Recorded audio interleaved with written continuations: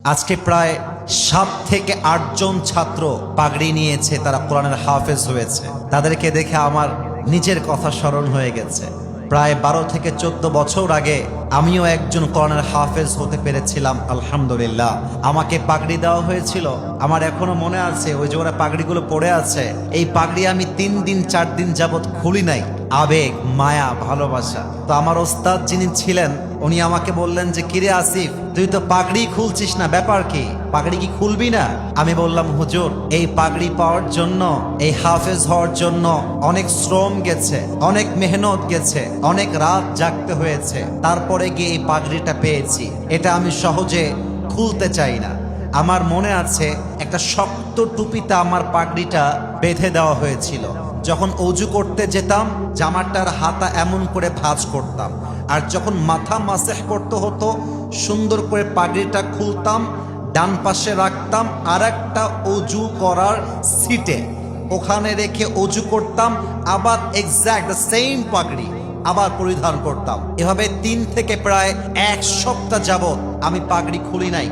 এবং যারা হাফেজ এই মাদ্রাসার আছেন কিংবা আছো, এবং যারা আগামীতে হাফেজ হবেন কিংবা হবা, সবাইকে অ্যাড্রেস করে একটা কথা বলতে চাই, তোমরা জাস্ট যুগশ্রেষ্ঠ হাফেজ হলেই হবে না, তোমাদের সবাইকে যুগশ্রেষ্ঠ আলেমও হতে হবে, ঠিক কিনা বলে?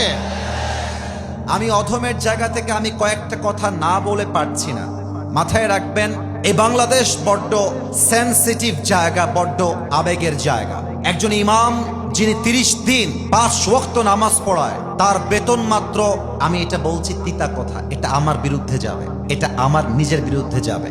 এক ইমাম যিনি ৩০ দিন ৫ ওয়াক্ত নামাজ জামাতের সঙ্গে পড়ায়, তাকে মাস শেষে ৫,০০০ টাকা বেতন দিবে, তাও কিছু লোকের গায়ে চুলকানি শুরু হয়ে যায়। আমরা কোথাও গেলে, আমরা কোথাও গেলে ১ লাখ, ১.৫ লাখ, ৫০,০০০, ৭০,০০০, আপনি কি নিবেন হুজুর বলেন? যা নিবেন তাই দিতে আমরা রাজি।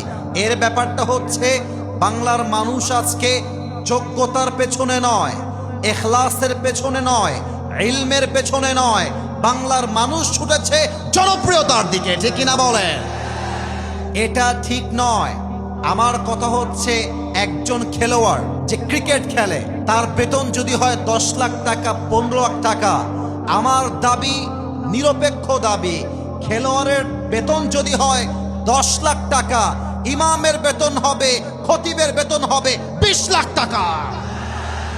And it should be like this. এটা হওয়া দরকার। এটার জন্য আমাদের প্রতিবাদ দরকার। একজন মাদ্রাসার শিক্ষক, এই লালমনিরহাটের ভাইয়েরা, বেতন মাত্র ৮,০০০, ১০,০০০, ১২,০০০, সর্বোচ্চ ১৫,০০০ টাকা। আচ্ছা বলেন, এই যে বর্তমান 2025 সালে আমরা আছি, এই সময়ে এসে একটা মানুষের জীবন কি ১০,০০০ টাকা দিয়ে চলে? চলে না। কিন্তু আমরা বেতন কম দেই কেন? এটা আমাদের সমাজটা গড়ে উঠেছে এমন করে। কিন্তু এই সমাজ পরিবর্তন করতে হবে, এবং আলেমদেরকে হাতে পায়ে ধরে বলবো, আপনি ফকিন্নি হলে চলবে না, আপনি গরিব হলে চলবে না, আপনাকে বড়লোক হতে হবে, তবেই আপনি মসজিদে মিম্বরে দাঁড়িয়ে হক কথা বলতে পারবেন, ঠিক কিনা বলেন?